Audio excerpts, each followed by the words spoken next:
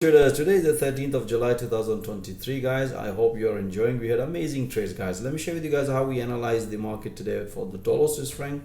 Pretty straightforward. As you can see here, we've been short on dollar Swiss franc and explain my trader if the market is going to break this low, as you can see here. So as explained, we had an Asian session breakout, and afterwards we had another beautiful pullback at the London morning session. Let me share with you guys how I analyze the market. Pretty straightforward, as you can see here.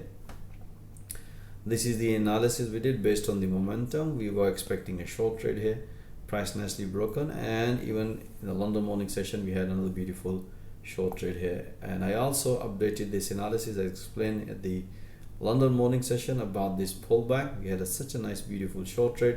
As soon as the price hit to the first target, as explained my traders, it's time to enjoy some profit. You can see, guys, we had an amazing trade. I hope you enjoy this analysis. If you want to see all that analysis in real time, most welcome. Join our fast growing trader community. Have a nice day.